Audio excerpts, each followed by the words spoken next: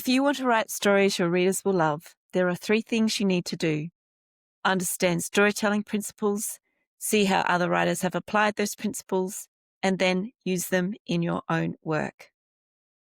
Here on the Story Nerd podcast, our goal is to demystify story theory. We'll help you with the first 2 steps so that you can get started with the third. I'm Melanie Hill, editor, poet, and author of middle grade novel Jet Cooper. I help writers identify and solve their story problems.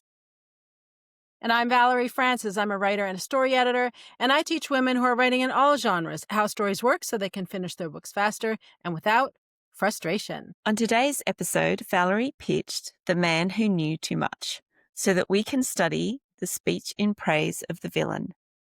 This 1956 film was directed by Alfred Hitchcock from a screenplay by Charles Bennett and D.B. Wyndham Lewis. Now, of course, there will be spoilers because we can't talk about the movie without talking about the movie, but I'm sure we're good with a 1956 movie. And please help other writers find our show by leaving a rating and review. For Apple Podcast listeners, you can do it right from your phone. Simply go to the show's landing page and scroll to the bottom. It's that simple. Okay, Valerie, let's take it away with the speech in praise of the villain. Alrighty. Well, yes, this is another Hitchcock film. I said in an earlier episode last season that my knowledge of Hitchcock is not what it ought to be. And so I'm going to start making my way through his catalog. This week, it is The Man Who Knew Too Much, and it stars Doris Day and Jimmy Stewart. So let me start with a quick aside. I'm already doing an aside, and I haven't even gotten into it yet. And the reason is because there's an important lesson here for everybody. Back in season 15, we studied Mission Impossible Rogue Nation. And at that time, both Melanie and I praised the Opera House scene because it was really good. Well, guess what? Tom Cruise, Christopher McQuarrie, and whoever else was involved in the decision-making got that scene from this film. The details are obviously a little different, but the setup, the crisis, and the climax, all the same, all the same. This is why Melanie and I keep banging on about consuming stories widely, deeply, actively, and consistently. You never know where the inspiration is going to come from. Now, hopefully, it goes without saying that we need to study within our own writing genres. But novelists can take inspiration from films, filmmakers can take inspiration from novelists, and we can see things in other genres that can breathe life into our own works in progress. All right, so I'll get off my soapbox now. Time for my topic this season, which is, as Melanie said, the speech in praise of the villain. All right, the theory behind this is that no matter the genre, no matter the type of protagonist you use, the antagonist is somehow superior. And yes, when I say speech in praise of the quote-unquote villain, what I mean here is the antagonist. I'm using, once again, the term villain to refer more broadly to an antagonist or a force of antagonism. Now, if you think about a story logically, then this makes perfect sense. Because the antagonist has to be superior in some way, like stronger, faster, smarter. Because if he isn't, your story's going to fizzle out pretty quickly. After all, a story is about a protagonist overcoming the obstacles put in their way by the antagonist or the force of antagonism. Just let me give you a real quick example. If you are writing a sports performance story about 2 tennis players, and one of the tennis players has, for argument's sake, my level of tennis playing, and the other tennis player has the level of Serena Williams. And if the Serena Williams character is the protagonist and I'm the antagonist, it's going to be a short story because the protagonist is going to win really fast. She is vastly superior to her opponent, which in a sports story is the antagonist. So the villain has to be superior. And the way that superiority is communicated is through the speech in praise of the villain. Somebody in the fictional world, somebody somewhere has got to acknowledge the superiority All right. So now the question is, how does this speech in praise of the villain thing play out in The Man Who Knew Too Much? Well, Melanie, it's very interesting. It's a bit of a head scratcher because I did not find what I was expecting. To have a speech in praise of the villain must be clear. We got to know who the villain is. And sometimes in very nuanced stories, we don't necessarily know who the villain is at the beginning of the story. And it might take, in fact, the entire story for it to unfold as to who the true villain is. That's fine.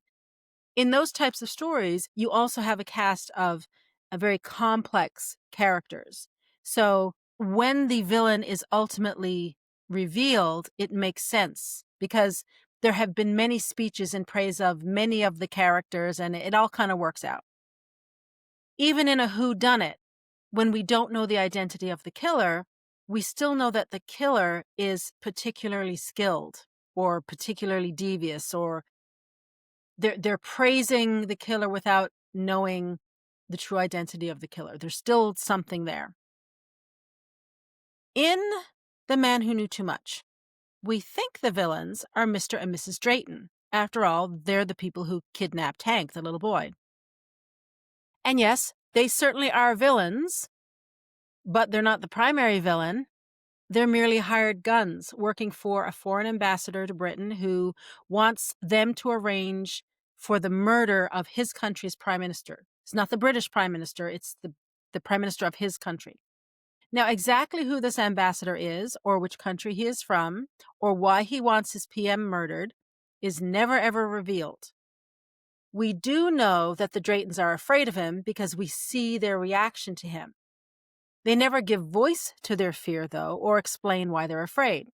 So they are certainly not delivering a speech in praise of that villain.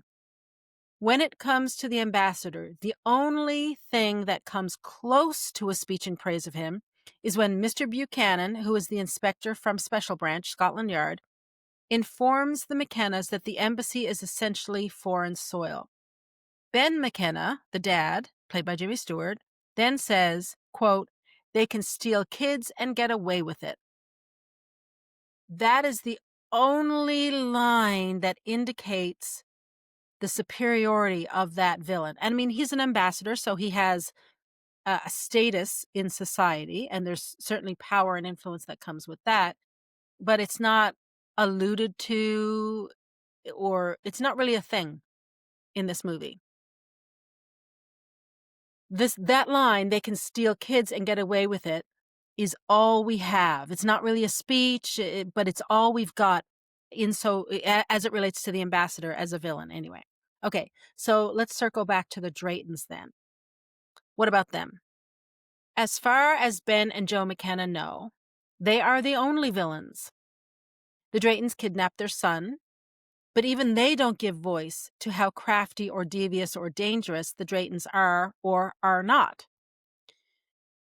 I suspect Ben might be thinking it just by the way Jimmy Stewart is acting some of the scenes. It looks like that might be what he's thinking about. And he probably doesn't say anything because he doesn't want to frighten his wife. I mean, after all, this is a man who thinks that his wife is so delicate that she needs to be medicated before she finds out that Hank is missing. I found that a problematic scene. I found many things about this problematic. It has not aged particularly well for the perception of women. Let's just say that. And I found it, a little rich because Jo is, the wife, Doris Day. She's the only character who realizes that Bernard is not who he says he is. She's got it going on. Ben is oblivious until, of course, it's too late and their son Hank is gone. Anyway, just letting it go, Valerie, letting it go. It's a movie from 1956. So that said, insofar as the Draytons are concerned, there is a nod to a speech in praise of the villain. It again is delivered by Buchanan, And he says, quote, "Your son is the trump card these people hold. He's perfectly safe for the moment. If they consider your boy a nuisance, afterwards, I'm afraid." And then he's cut off by Ben McKenna again because I think Ben doesn't want his wife to be upset. Now, here's the irony. The Draytons, as it turns out, are no threat to Hank. None whatsoever. They do kidnap him, which is obviously not cool, although, seriously, they had plenty of opportunities. This is the hard thing about, for me, one of the hard things about watching this movie. The McKennas just leave the opportunities for kidnap wide open. There's many of them. But anyway, we have to just go with it. Like I said, in the end, the irony, even though we're thinking the Draytons are the villains, they actually, and they are the villains, they take Hank, but they actually aren't any threat to him after all. And they do take him because they want to make sure that Ben doesn't reveal information he has about the Prime Minister's assassination that they have planned. It's the foreign ambassador, the one who hired them to kill the Prime Minister, who wants Hank killed. So it's the ambassador who's the real threat, not the Draytons. When the ambassador gives the Draytons the order to kill Hank, they actually protect the boy. They arrange it so that he can escape with his parents. So by modern standards, they're kind of toothless villains. And Melanie, I have been thinking about this all week because it's been bothering me. Hitchcock is a master storyteller. Now, while I don't expect him or any other storyteller to hit it out of the park every single time, the truth is that Hitchcock's misses are better than most people's hits. So the question that I have been puzzling over this whole week is, why didn't Hitchcock underscore for the audience how much danger Hank was in, right? Why do the Draytons turn out to be not much of a threat after all? And the only answer that I have, and look, this might not be even remotely accurate or correct, but I mean, it's all I have right now, so I'm just going to share it. The only answer that I have right now is that this movie was made for a 1956 audience. So the Second World War was fresh in everyone's minds. In fact, the First World War was in living memory of a portion of Hitchcock's audience. They wouldn't have needed the horrors to be explicitly stated because they had firsthand experience of what it was like to lose children. Granted, Hank is a little boy, he's about 10 years old, but the soldiers who died in battle were still very young, many of them, and they were still someone's child. So just knowing that there was a little boy who was kidnapped, who was at risk, who was in harm's way, that was probably enough for that audience. All right. That's all I have to say about The Man Who Knew Too Much. Melanie, how did you go with your study of constant characters? Actually, I went really well. So this movie is full of constant characters, which is really good. So, and this is interesting because we're often told as writers that every character, or at least the main characters, need an arc. So when we get asked the question, does every character need an arc? The answer is clearly no. And why I am studying this topic this season is because I came across a book called Beyond the Hero's Journey, a screenwriting guide for when you've got a different story to tell, by Anthony Mullins. Now, in this book, he proves that not every protagonist needs a character arc. And like I said, if you've been around writing circles for long enough, you'll be led to believe that character arcs are essential and your story won't interest anyone unless there's a character arc. But what Anthony Mullins tells us is that this is not true.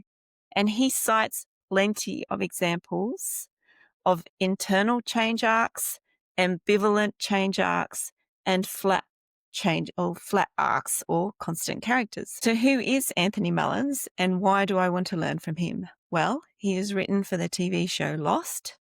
His first short film, Stop, was nominated for a Palme d'Or at the 2000 Cannes Film Festival.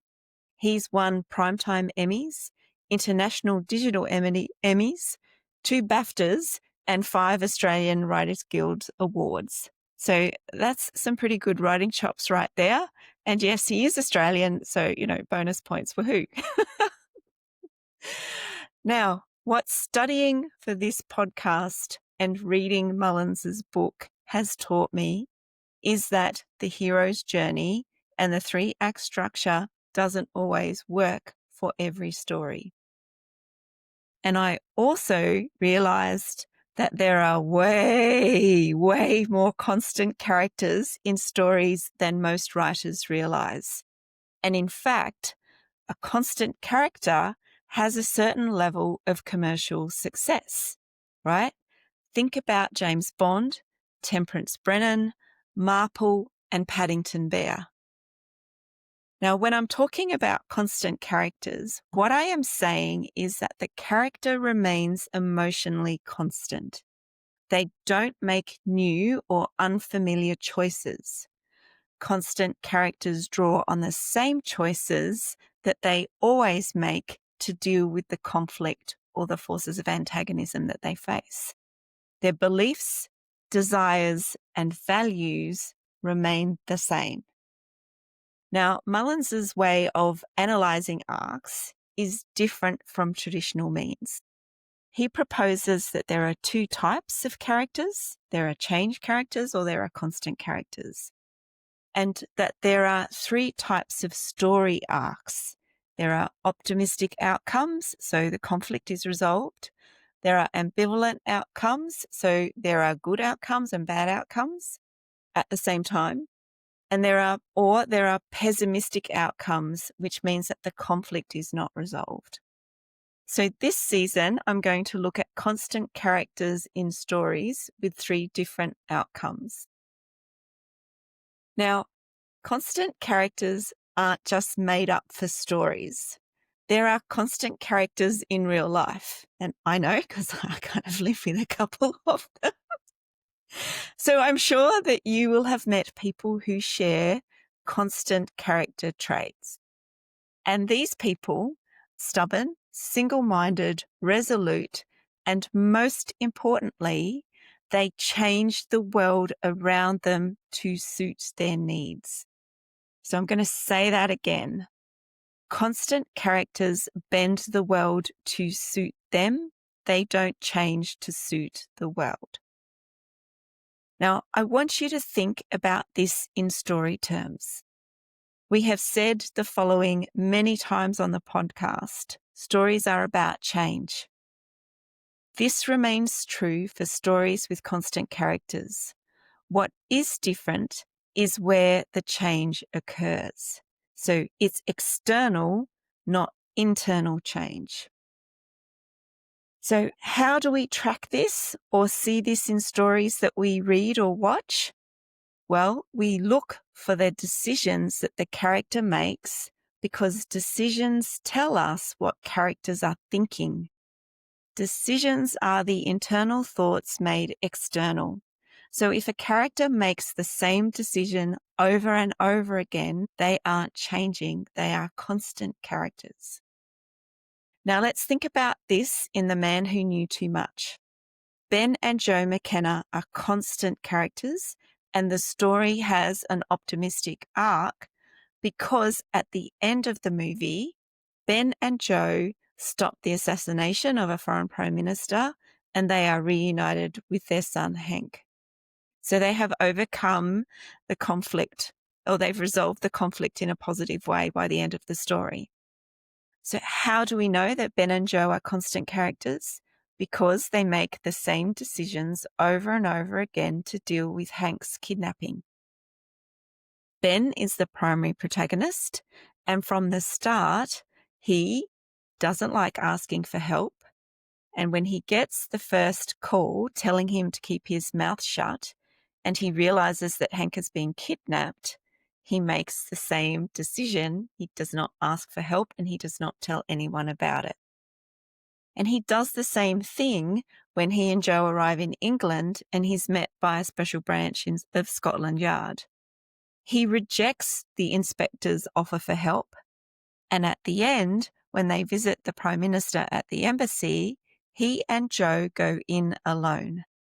So there is no emotional change in Ben at all. The same can be said about Joe. Joe starts the movie with the belief that Hank is her world and she will do anything for him. She ends the movie in the same place. And while Joe does defer to Ben in some instances, this is basically, as Valerie mentioned, a sign of the times. We know that Joe takes action and she makes decisions based on her belief about Hank being the most important thing in her world. But the interesting thing about Joe and her character is while she makes decision and takes action, but that's because of what we know about her. We learn that Joe has been a successful entertainer who made her own decisions about her career before she married Ben. Joe makes her own decisions in the movie too. When she discovers that Ambrose Chapel is a place and not a person, she makes the decision to go and find it herself. She also goes to the theatre and thwarts the assassination plot. Again, this is all in aid of finding Hank. Joe is also instrumental in locating Hank at the embassy, and she doesn't waver from the plan at all. Her motivations, her decision-making are steadfast throughout the movie. So let's have a look at what does change then. So Ben and Joe meet Lucy and Edward Drayton. The Draytons take Hank. The Draytons plot to assassinate the Prime Minister. Lucy wants to protect Hank from Edward, and then Edward dies accidentally. The assassination plot is uncovered, but no one is killed. Lucy and Edward's fates change over the course of the movie, but they are also constant characters. Their decision-making remains constant, but the outcome and their environment change towards the negative for them. Their external state is different when comparing where they started the movie and where they finished the movie. So there is change in the movie. It's just not characters who have changed. And two unchanging couples go up against each other. They are trying to change the world around them, and only one of them wins. And it just so happens, because it's a positive outcome, that it's our protagonists, Ben and Joe. Right, Valerie, do you have any final thoughts on The Man Who Knew Too Much? Okay, well, this is an oldie, but a goodie, obviously. And, here's the thing. We can disregard older movies. We can disregard older books as being irrelevant. Or the flip side of that, we can look to older films or older books and try to emulate them exactly. And I think neither of these approaches is quote unquote right. What we need to do is take inspiration from them. Recognize that, they were for the audience of their time. They were for the marketplace of their time. And so there are things that we may or may not want to replicate in our own works in progress now, but there are other things that would work really well. Like Tom Cruise knew this. Christopher McQuarrie knew this. I mean, that opera house scene works just as well in this 1956 movie as it does in Rogue Nation, which is whatever that was, 2000 and whatever. And yes, in Mission Impossible, they updated it a little bit, but it's the same thing. So interesting. Well, in fairness, this is not Hitchcock's fault, certainly, but it took me out of the movie for a minute because I just went, oh, that's the scene we saw. So to me, that's the bottom line here. That's the big takeaway from this. Read widely, deeply, actively, and consistently. In fact, consume stories, whether they're films, plays, novels. just consume as many stories as you can because there's value in all of it.